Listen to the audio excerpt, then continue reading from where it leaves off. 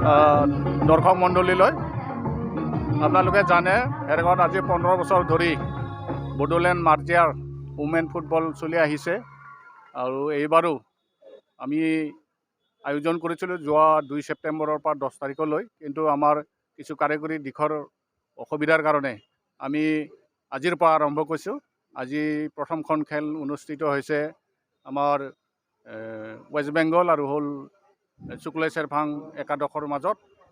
আশা ৰাখিছোঁ আমি যেহেতু মহিলাৰ খেল পাতিছোঁ, মহিলাৰ খেল অসমতে বা বিটিআৰত খুব কমকৈ অনুষ্ঠিত হয়, সেয়েহে আমি এই খেলখন অলপ গুৰুত্ব দিছোঁ। আমাৰ উদ্দেশ্য আৰু হ'ল লক্ষ্য আছে যাতে আমি মহিলাৰ প্ৰতিভাকো আগবঢ়াই লৈ আহিব পাৰোঁ, তাৰ কাৰণে প্ৰচেষ্টা হাতত ৰাখিছোঁ।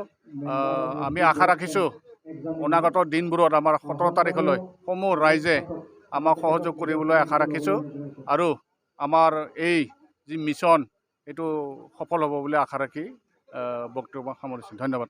भेरगाव दख'रा दुलाराय बर' फरायसा आफाद आरो लोगोसे भेरगाव रिजनेल स्पर्ट्स एसोसिएशननि बानजायनायाव देग्लाय खुंगा 15 बड'लेण्ड मुंख्लंफोरनि गोसोखांथियाव आइजोफोरनि जोलुर बादायलायनाया दिनै गिबि जागायजेनबाय, दिनै बेखेवजेनदों आरो दिनै 9 खालारनिफ्राय फैगौ 17 सेप्तेम्बरसिम नैबे गेलेनाय बादायलायनाया जागोन आरो बेयाव दिनै मोननै दोलोनि गेजेराव बादायलायनाया जागासिनो दङ।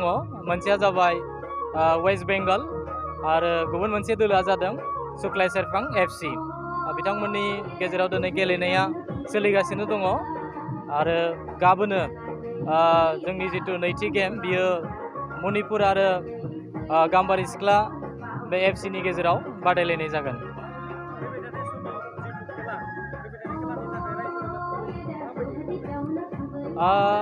दिनै जेरैबायदि बेखेवजेननाय गेमाव रायजो राजाफ्रा लोब लोब फैनानै जोंखौ थुलुंगाखांहोफैदों, बेबायदिनो फैबाय थानाय समाव बयबो फैनानै माने जोंखौ थुलुंगाखांहोफैगोन आरो लोगोसे गेलेनायखौ गोजोनै लाफैगोन।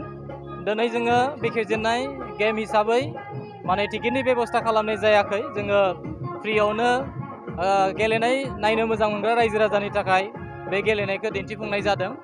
नाथाय जों गाबोन नैथि गेमनिफ्राय रायजो राजानि थाखाय टिकेटनि बेबस्था खालामनाय जादों आरो टिकेटनि बेबस्थाखौ जों बारा खोब माने बांद्राय खालामनाय जायाखै, 10 रांल' खालामनाय जादों। बेखायनो रायजो राजा गासैखौबो आङो नैबे गेलेनायखौ नायनो फैनो थाखाय भेरगाव दख'रा दुलाराय बर' फरायसा आफाद आरो लोगोसे बानजाय आफादनि जानानै खावलायहरबाय।